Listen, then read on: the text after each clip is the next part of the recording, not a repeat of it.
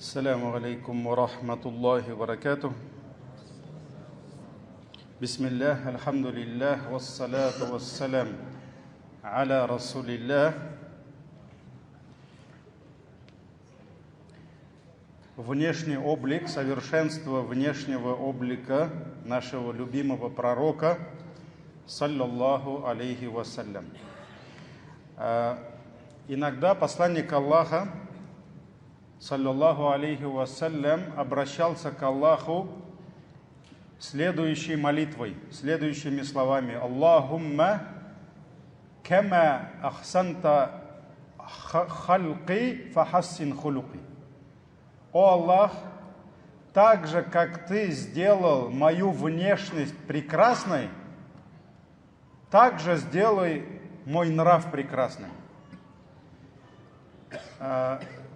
На русском языке халькун, оно переводится как здесь больше внешность, наш внешний вид. А хулькун мы переводим как нравственность. Но на самом деле это однокоренные слова, где только одно харака дает разницу.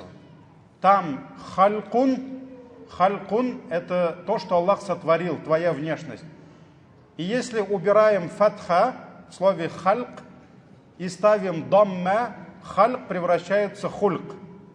То есть получается, так же, как ты сделал прекрасным мою внешность, внешний мир, лицо его пропорции, его плечи, его руки, его пальцы, мы об этом говорили, его борода, его волосы, его глаза, его зубы.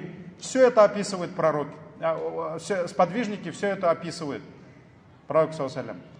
И вот поэтому он говорил: так же, как ты сделал прекрасным мой наружный вид, наружный мир, сделай прекрасным мой внутренний мир.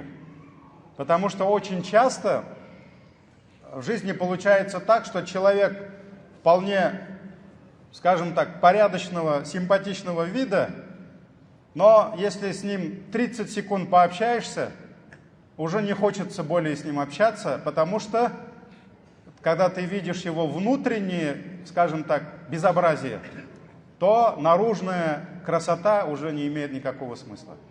Поэтому очень важно, чтобы и внешний вид, и внутренний мир, они были прекрасными. И мы с вами читали хадисы, где сподвижники описывали его лицо, что самое прекрасное лицо, это было лицо пророка, саллаллаху алейхи ва саллям. Вот, кстати, арабы, когда описывали красоту человека, они всегда сравнивали с луной. Потому что луна, это было что-то, оно такое красивое было. И вот помните хадис, когда один из подвижников сидел ночью под луной и смотрел на пророка. И он говорит: я то смотрел на пророка, а потом смотрел на луну. Потом снова на пророка, потом снова на луну. И я увидел, что пророк красивее, чем луна даже.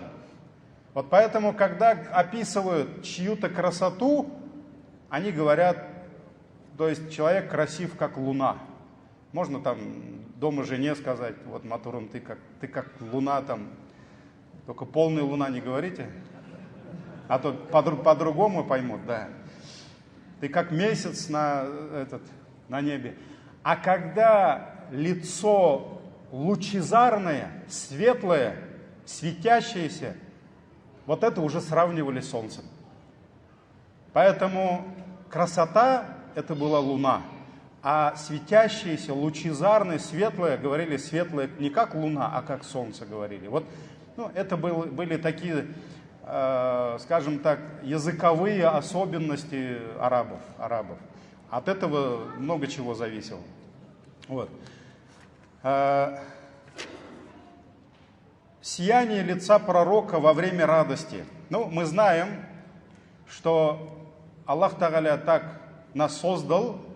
Наше настроение, состояние нашей души, оно всегда выходит на экран. Экран — это наше лицо. Когда у человека нет настроения, сразу по лицу видно, да? По глазам, по лицу видно, букшинен кайфиюк, да. А когда человек радуется, у него что-то там радостное произошло, сразу эта радость выходит куда? На лицо человека. Прямо видно. Шатлығы езіне шыққан, қайғысы езіне шыққан, вот так говорят. Поэтому посланник Аллаха, саллаллаху алейхи вассалям, когда радовался чему-то, сподвижники это сразу видели. Где? На его лице. На его лице. И его лицо сияло от радости. Давайте посмотрим несколько хадисов. Первый хадис рассказывает Ка'б ибн Малик. Ка'б ибн Малик рассказывал о своей встрече с пророком, саллаллаху алейхи ва саллям. И он говорит, когда я встретил посланника Аллаха, саллаллаху алейхи ва саллям, и поприветствовал его лицо засверкало от радости. То есть пророк, алейхиссаляту вассалям, увидев Ка'ба, он обрадовался. И он говорит, от радости засверкало. Когда его чем-то радовали, его лицо обычно сияло и было подобно кусочку луны. И мы знали об этом. Вот здесь уже сияние сравнили с луной уже, да, с луной. Вот этот хадис мы находим в сборнике имама Аль-Бухари и Муслима. Следующий хадис рассказывает нам Тарик ибн Шихаб. Я слышал, это уже табигин, рассказывает слова сподвижника, которого звали Абдулла ибн Мас'уд.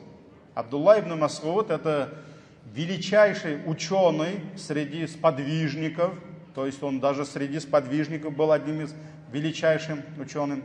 И вот он рассказывает, я слышал, Абдулла ибн Мас'уд рассказывал, я был свидетелем одного события, то есть что-то произошло, и это что-то увидел Абдулла ибн Мас'уд. Это событие произошло с сподвижником, которого звали Микдад ибн аль-Асвад. То есть Абдулла ибн Мас'уд рассказывает про одно событие, сейчас расскажу какое. И в этом событии одним из главных ролей играл сподвижник Микдад ибн аль-Асвад. И вот он говорит, Абдулла ибн Мас'уд говорит, я бы отдал все, чтобы оказаться на его месте. То есть на месте Микдада аль-Асвада, чтобы оказаться на его месте, Абдулла ибн Мас'уд говорит, я бы отдал все, чтобы только на его месте оказаться. Перед сражением, когда посланник Аллаха, саллаллаху алейхи вассалям, понимал, что сражение будет очень тяжелым, и он очень сильно переживал. Он обращался к Аллаху с мольбами, и, конечно, вот это переживание сподвижники видели на его лице. Он очень сильно переживал. И к нему подошел Микдад. И в это время он услышал, как пророк, саллаллаху алейхи ва саллям, делал дуа против врагов, чтобы Аллах дал им победу. То есть в это время ему нужна была поддержка. Он очень сильно переживал. И Микдад подошел к нему и сказал, о посланник Аллаха, мы не будем говорить тебе то, что сказали народ Мусе. Мы твои сподвижники, мы ни за что не скажем тебе те слова, которые сказали последователи Мусы. И он привел аят из Корана. «Фадхаб анта ва раббука факатиля». Ступай ты и твой Господь и сражайтесь с ним вместе против врагов. Давайте немножко нажмем на паузу. Я быстро постараюсь рассказать эту историю вкратце. Когда Муса, алейхиссалям, после долгих лет изгнания, зульма, несправедливости со стороны Фирауна, Аллах приказал ему забрать народ Израилева, верующих, и покинуть Египет. Они покинули Египет. Мы знаем из истории, что они прошли многие испытания, пока покидали город. Потом море, вы знаете, да? Аллах погубил затем фараона. И вот так они, скитаясь, они доходят до врат Иерусалима. Все, они пришли домой. Вот он Иерусалим, вот они ворота. Теперь осталось только зайти, завоевать. Последнее испытание пройти, завоевать Иерусалим. Вот он Муса, вот они сыны Израилевы, вернулись. В это время из города выходят люди, мусульмане, и говорят: «О Муса, для того, чтобы завоевать тебе этот город, тебе нужно зайти, и Аллах даст тебе помощь». Да, последнее испытание осталось. Нужно было зайти через ворота и силой завоевать город. И народ Мусы это понимал. И тогда Муса, алейхиссалям, обратился к людям и сказал, мужчинам, которые шли за ним, пришли до Иерусалима: вот, все, перед вами Иерусалим, но нужно зайти и завоевать. И он сказал: все, Аллах нам поможет, давайте зайдем. И тогда они поддались наущению. Они не смогли пройти это испытание. И сказали вот эти слова, которые остались в Коране. Они сказали: «Фадхаб анта ва раббука». Если ты говоришь, что Господь твой поможет тебе, тогда давай с Господом своим вступайте в Иерусалим, факатиля, и вместе с ним воюйте. Но мы не будем, мы здесь подождем. Мы подождем здесь. Вот здесь они не смогли пройти испытание, и потом скитались десятки лет. Аллах Тааля их наказал за это. Наказал. Вот. Эта история была известна сподвижникам, и поэтому перед сражением, представьте себе, вот пророк Мухаммад, саллаллаху алейхи вассалям, совершает намаз, делает дуа против врагов. Он не знает, что делать, потому что враги сильные, нужно победить. И вот здесь Микдад подходит к нему и говорит: мы не скажем тебе те слова, которые сказали Мусе. И он даже сказал: мы встанем перед тобой с мечами, мы станем справа от тебя, мы станем слева от тебя, мы встанем сзади от тебя, и мы вместе пойдем с тобой. То есть сподвижники, прошли через те испытания, через которые не смогли пройти последователи других пророков. То есть сподвижники, они были лучшими во всем. В храбрости, в смелости, в силе. Поэтому вот он пришел, нужно было поддержать пророка, потому что он тоже человек. Вот. И он сказал эти слова. И Абдулла ибн Мас'уд говорит: тогда я увидел лицо пророка. Оно засияло от радости.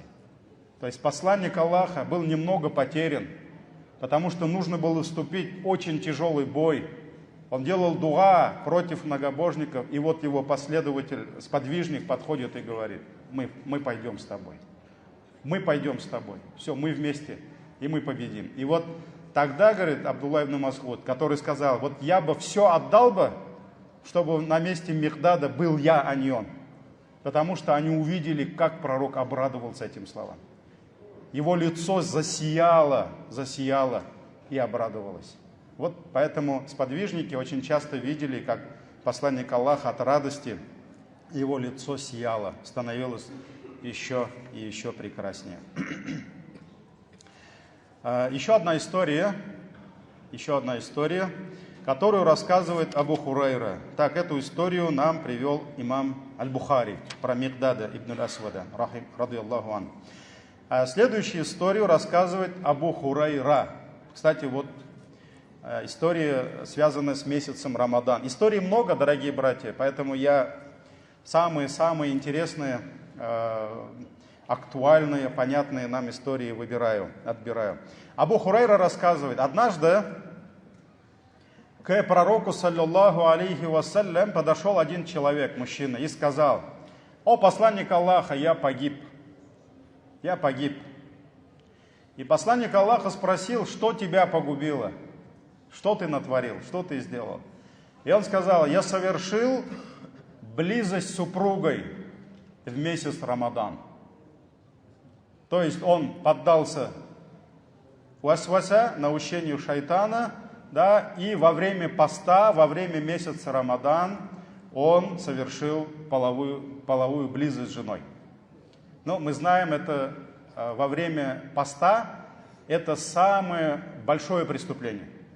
Потому что даже некоторые масхабы, они, то, что человек поел, они это видят в этом меньше преступлений, чем то, что человек совершил половую близость во время поста. То есть в ханафитском масхабе все 60 дней держат, а некоторые масхабы говорят, если поел, то 1 день, а если совершил близость с женой, все говорят 60 дней. То есть это самое такое преступление.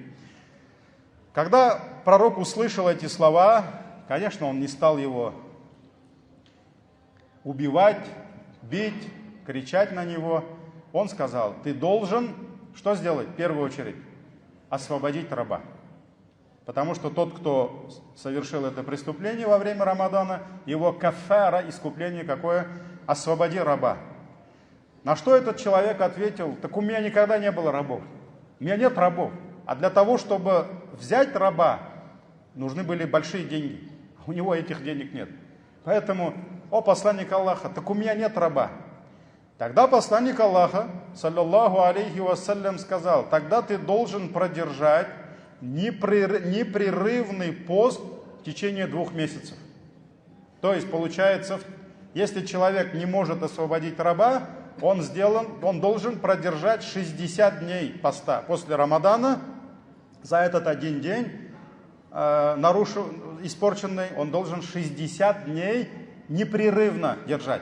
Наказание жесткое. То есть не просто 60 дней када, нет. Он должен начать и до конца. Если в 50-й день он там не смог, заболел, все обнуляется, и наказание идет с 1-го дня. Поэтому это серьезное нарушение. Да? Он сказал: тогда продержи непрерывный пост в течение 2 месяцев. На что этот человек ответил, сказал: я не могу это сделать. У меня нет сил. Ну вот на то нашлись силой, нашлись, да? А на это нет. Вот. У меня, говорит, нет на это сил. Я не способен это. Тогда посланник Аллаха сказал ему: накорми 60 бедняков.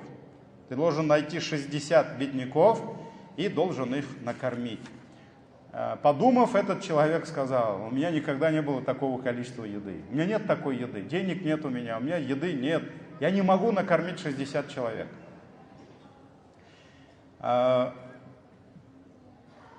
Через какое-то время пророку, саллаллаху алейхи вассалям, принесли некую корзину с финиками. И когда он увидел эту корзину, он вспомнил про того человека, который недавно еще задавал вопрос. То есть вопрос-то не решился, рабов у него нет, он не может освобождать. 60 дней поста он не может продержать, 60 человек накормить он также не может. Вопрос еще не решен. И вот приносят корзину с финиками, и когда он увидел, вспомнил того спрашивающего и спросил: а где тот спрашивающий? Где он? Где? И он сказал: пусть возьмет этот финик, корзину, и пусть раздаст нуждающимся. То есть его наказание, кафара, искупление, он должен взять, пусть забирает эту корзину с финиками, и вот пусть найдет нуждающихся и им отдаст. Пусть их накормит. Вот для него это наказание. Когда этот человек подошел к корзине, посмотрел на эти финики, он спросил пророка: о посланник Аллаха, а эти финики я должен раздать тем, которые беднее меня? Пророк сказал: да, тем, которые беднее тебя. Так в этом городе нет никого беднее меня. Самый бедный человек в этом городе — это я. То есть он сказал им: валлахи, клянусь Аллахом, нет между 2 лав Медины никого беднее меня. И когда пророк услышал эти слова, сподвижник Абу Хурайра говорит, он так рассмеялся, что мы увидели его коренные зубы. То есть пророк, саллаллаху, увидев его реакцию, да, я же должен финики раздать тем, которые самые бедные, так я самый бедный в этом городе. То есть мне должны эти финики дать, да. И посланник Аллаха так рассмеялся, что мы увидели его коренные зубы. И тогда он взял корзину, отдал ему и сказал: это для вас, то есть забирай. И вот так решилась огромная проблема, да? Человек совершил преступление, пророк, саллаллаху, начал с самого-самого, да, и дошел уже до того, что финики отдал ему: иди, ешь сам эти финики, да? Поэтому вот так пророк, саллаллаху, рассмеялся, увидев его реакцию. И таких хадисов, дорогие братья, немало. И последний хадис про его реакцию, да, про сияние его лица. Абдулла ибн Мас'уд уже рассказывает, что посланник Аллаха, саллаллаху алейхи вассалям, сказал, то есть посланник Аллаха рассказывает сподвижникам: я знаю ахлюннар, обитателя огня, который выйдет из него последним. То есть, получается, это самый грешный мусульманин, который покинет ад самым последним, и самым последним войдет в рай. То есть, получается, это обладатель рая с самым низким положением. Ниже него в раю уже никого не будет. Он самый последний в рай зашел. Все, уже больше него никто не войдет. И когда этот человек, пророк говорит, выйдет из огня, он выйдет спотыкаясь. И даже на его одежде еще будут пламя. Вот так еще, там, здесь еще осталось, да? Вот. И он выходит из ада. И ему скажут: ступай и войди в рай. Этот человек подойдет к раю, но ему покажется, что рай уже переполнен. После чего он обратно вернется и скажет: о мой Господь, ты мне сказал идти в рай, а он-то полный уже, там мест нет никому, он переполнен. На что Всевышний ответит: ступай и войди в рай. Этот человек подойдет к раю, но ему снова покажется, что он переполнен. То есть все, в раю уже жизнь идет, он самый последний, все, после него уже никто не войдет в рай. Ему покажется, что он переполнен, после чего он снова вернется к Аллаху и скажет: о мой Господь, так рай полный, там уже мне нет места. И Всевышний ему снова скажет: вернись и войди в рай, ведь поистине для тебя там приготовлено подобие, мисал, пример, да, всего этого мира и 10 подобных ему. То есть какого мира? Вот этот мир, планета. Все богатство, вся еда, наслаждения мирские, красота, природа, все. Вот Аллах говорит: я приготовил тебе столько, сколько мир вмещает в себя, и еще 10 миров.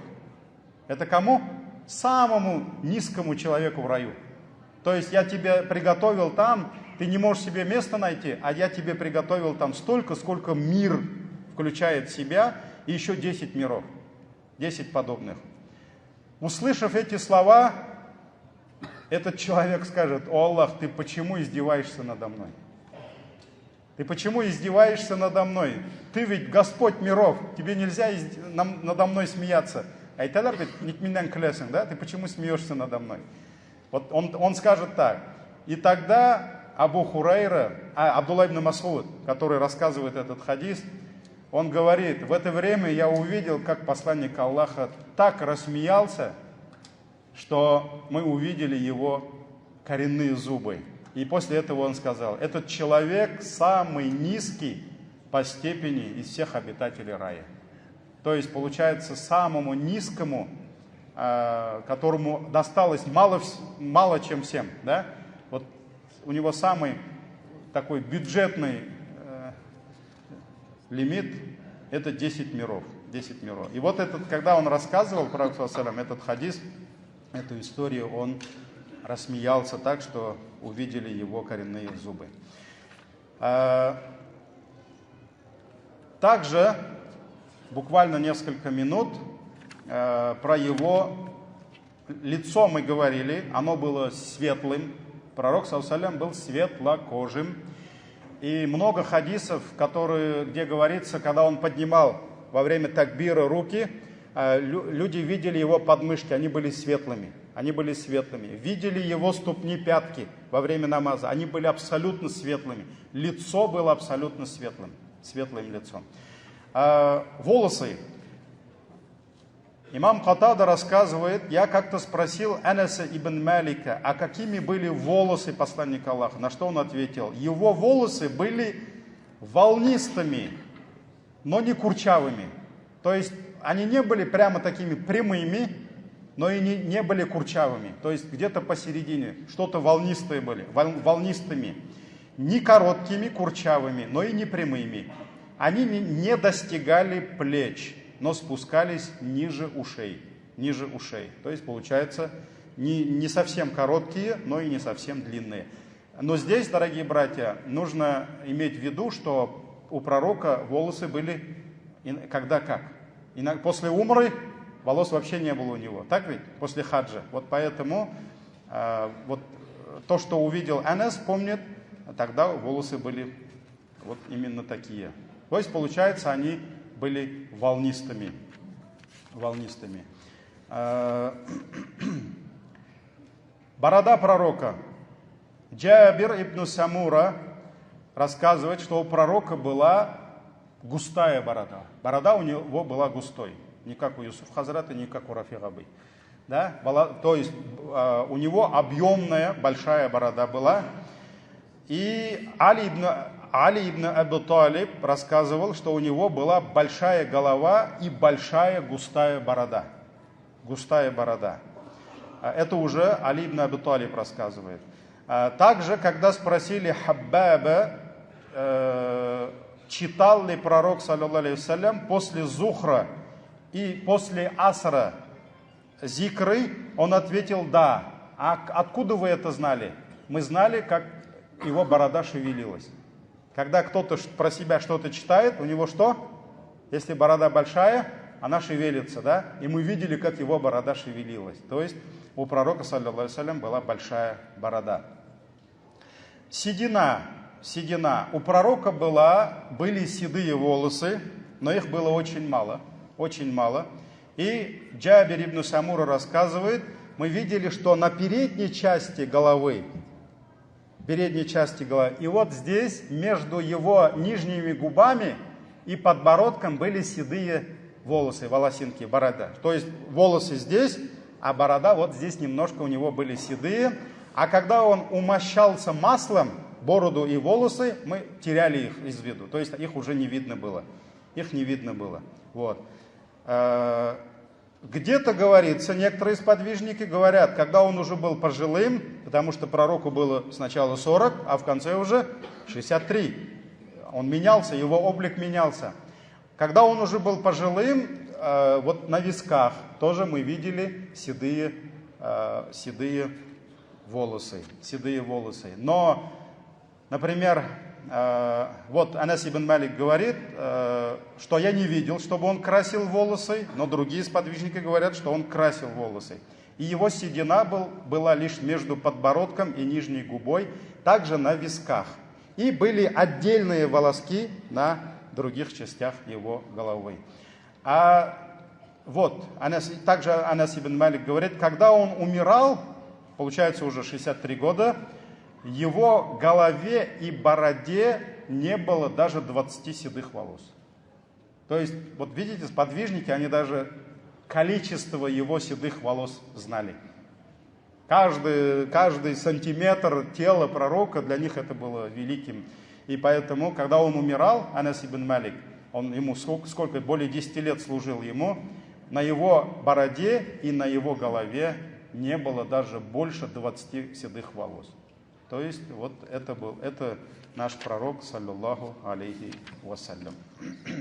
Субханак Аллахума бихамдик, ашхаду ан ла илляха илля ант, астагфирука ва атубу илейк.